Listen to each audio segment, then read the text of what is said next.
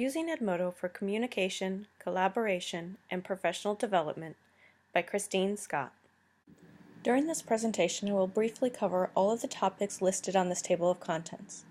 For more detailed description of the project, please reference the project document submitted as part of EIST 6492. This course has been designed specifically to increase Paisley IB Magnet School teachers' and students' use of Edmodo as a means to improve productivity and communication. The project focuses on creating a student training module for Edmodo. Edmodo is an online resource that teachers can use to create a mobile learning community for the purpose of increasing communication, collaboration, and productivity. Teachers will be provided with training materials that include assignments that they can post to their students in their own Edmodo class. The module will be aimed at improving student confidence and skills in this social media platform. Specifically, this course will provide training materials for teachers to give to their students on the basic skills needed to use Edmodo, on how to use Edmodo as a common location for resources, and how to communicate in a mobile learning community. The module is intended to provide teachers tools that they can use to train their students to use Edmodo effectively and with the necessary skills and comfort level to cultivate an active and productive extension of their classroom online. Paisley IB Magnet School received a North Carolina's Impact 5 grant. Part of the reason Paisley was chosen for this grant was due to the socioeconomic status of our student population and the lack of existing technology resources and knowledge at our school. As part of the Impact 5 team, a significant part of my work has been focused on improving teacher practice by offering professional development to support the use of 21st century knowledge, skills, and technology tools and resources. Understanding the needs of the stakeholders is essential to creating a beneficial product that is useful for solving the client's problem. I base my decision for the focus of this project on the School Technology Needs Assessment for Teachers, STENA report, for the Paisley IB Magnet School, completed on February 29, 2012. The STENA data clearly showed a staff desire for professional development that could increase productivity, communication, and collaboration. Of the respondents, 87% indicated that they would benefit from professional development on ways to use technology to communicate and collaborate with families about school programs and student learning. Edmodo provides several ways that educators can collaborate with each other, students, and parents. Teachers can easily communicate with students by posting in their class, sending out an alert, or sending a direct message to an individual group or student. Edmodo also provides parents with an option to sign up for a parent account, through which teachers can send messages to parents. Parents can see the work turned in by their child. They can receive notifications if their child has missing or late work. They can also see posts their child writes. I've seen in my own classroom how much the use of technology can increase student engagement and understanding. The teachers at Paisley have indicated in the STENA report that they rarely use technology to collect and analyze student assessment data and also infrequently apply assessment to technology-enhanced lessons.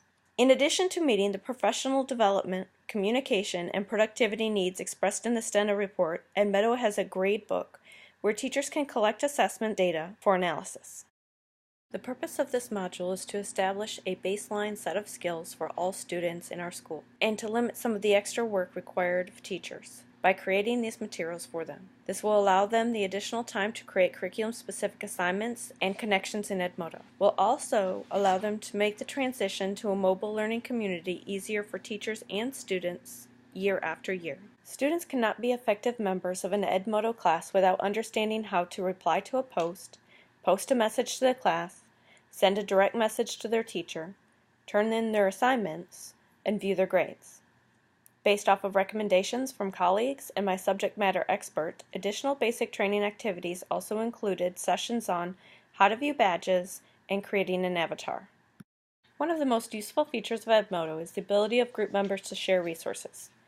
In order to do this effectively, students need to know how to use their folders, the backpack feature, and the student planner in Edmodo.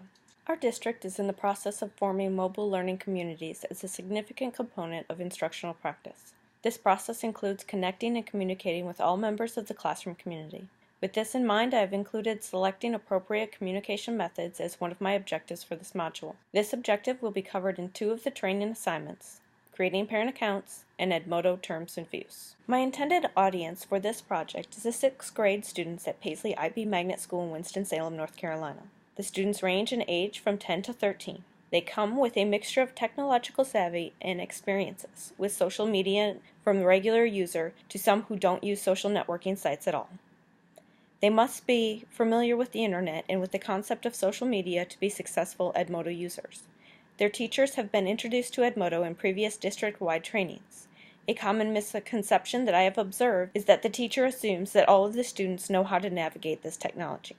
Students of this age show an excitement and engagement in online learning resources and activities. I'm proud of the fact that I was really able to help students better understand how to use Edmodo.